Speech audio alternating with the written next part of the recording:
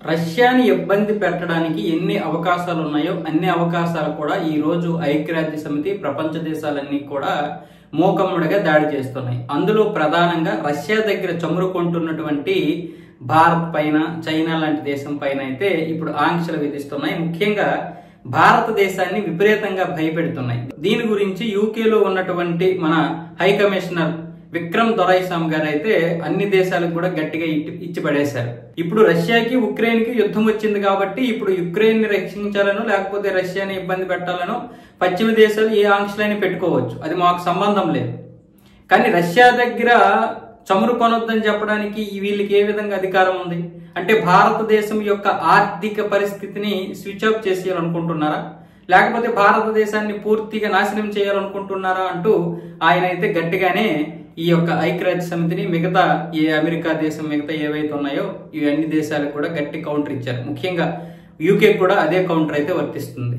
అంతేకాకుండా ఒకప్పుడు న్యూఢిల్లీని అంటే భారతదేశాన్ని ఇబ్బంది పెట్టడానికి అన్ని దేశాలు కూడా అంటే అన్ని పశ్చిమ దేశాలు కూడా ఆయుధాలు అమ్మడం మానేసాయి, విక్రయించడం మానేసాయి. అలాగే దాడులు చేయడం ప్రారంభించినప్పుడు మాకు ఆదుకున్నటువంటి ఒకే ఒక దేశం రష్యా.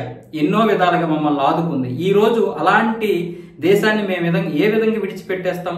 పైగా ప్రపంచంలోనే చమురు దిగుమతి చేసుకుంటున్నటువంటి మూడో అతిపెద్ద దేశం మాది. పైగా మాకు చమురు చాలా తక్కువకు వస్తుంది. ఈ ఆఫర్ లో మేము తీసుకోకపోతే ఎవరు తీసుకుంటారు? పైగా మాకు ఇలాంటి ఆఫర్ ఎక్కడైనా ఉందా? పశ్చిమ దేశాలు ఇమ్మని చెప్పండి, చాలా తక్కువకి ఇమ్మని చెప్పండి, మేము కూడా కొనుక్కుంటాం వాళ్ళ దగ్గర. అంతేగాని మా యొక్క ఆర్థిక వ్యవస్థని దిగజార్చడానికి లేదా మా యొక్క ఆర్థిక వ్యవస్థని దెబ్బ కొట్టడానికి పశ్చిమ దేశాలు చేస్తున్నటువంటి కుట్రలకు మాత్రం మేము బలైపోము. మేము చేయాలనుకుంటున్నటువంటి పని మేము చేస్తాం, కానీ ఎవరికి వ్యతిరేకంగా విరుద్ధంగా చెయ్యం. మీరు రష్యా ఉక్రెయిన్ యుద్ధం ఆపాలనుకున్నారు, ఆపలేకపోయారు.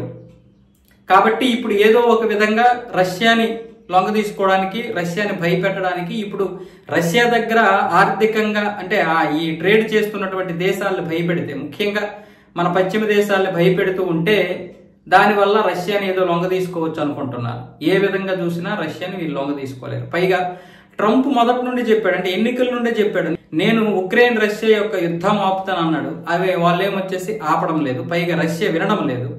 దాంతో ఈ ట్రంప్ పరువు పోయింది. ఎలాగైనా సరే రష్యాని ఇబ్బంది పెట్టడానికి ఇన్ని ఇబ్బందులకు గురి చేస్తున్నాడు భారతదేశాన్ని కూడా. మనం ఎందుకు వదులుకుంటాం? మనకి ఆఫర్లో వస్తుంది చమురు. అంతేకాకుండా మన మిత్ర దేశం ఎవడో మనకు ఒకప్పుడు సహాయం చేయలేదు. అలాంటి సమయంలో రష్యా ముందుకొచ్చి మనకైతే అడ్డుగా నిలబడింది. అలాంటి పరిస్థితుల్లో ఇప్పుడు మనం ఆపదలో ఉన్నటువంటి రష్యాని ఎలా వదిలేస్తాం? ఈరోజు పశ్చిమ దేశాలకు ఆ మాత్రం బుర్ర లేదా?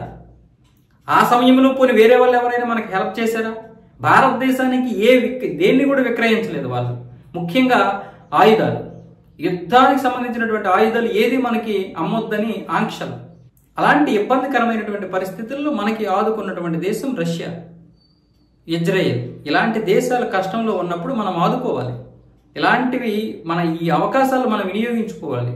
పైగా మనం ఏ విధంగా ఆదుకుంటున్నాం? చమురు మనకి చాలా ఆఫర్లో వస్తుంది, చాలా తక్కువగా వస్తుంది.